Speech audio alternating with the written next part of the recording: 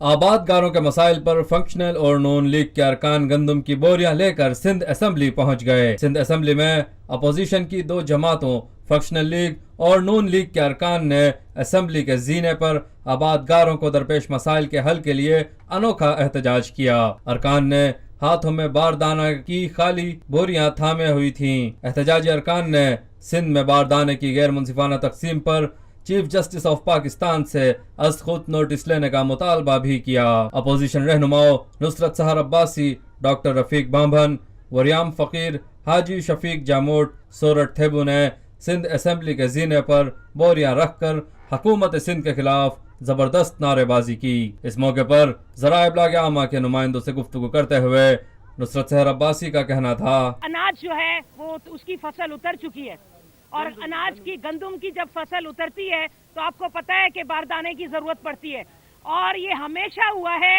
پچھلے 5 سالوں میں بھی ہم اسی طرح احتجاج کرتے رہے۔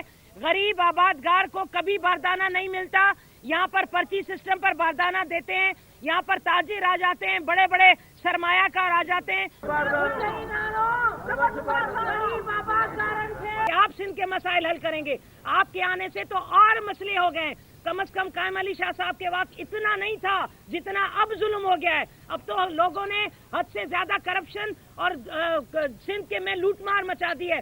اس لیے پھر ہم کہتے ہیں سندھ کے آبادگاروں کو باردانہ دو، سندھ کے آبادگاروں کو باردانہ دو۔ فرنٹ مینوں کے بعد اصل کرداروں کے پکڑے جانے کے حوالے سے مسلم لیگ فنکشنل کی رہنما کا کہنا تھا، یہاں پر سب کے ہی فرنٹ مین ہیں، اور اللہ کا شکر ہے کہ فرنٹ مین کو پکڑا جا رہا ہے۔ جب فرنٹ مین پکڑے جائیں گے تو اصل مین بھی پکڑے جائیں گے۔ تو میں آپ کو بتا دوں کہ جن کے جیسے ہمارے وزراء صاحبان ہیں، وہ بالکل بیچارے ان کی کوئی نہیں چلتی۔ ہر کسی وزراء کے آگے کوئی نہ کوئی فرنٹ مین بیٹھا ہوا ہے۔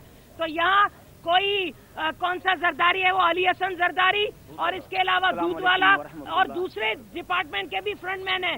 کوئی شیخ ہے، کوئی کیا ہے، سب پتہ چل جائے گا انشاءاللہ تعالیٰ۔ سب پکڑے جائیں گے نیب میں، اور نیب کو سلام، چیف جسٹس کو سلام۔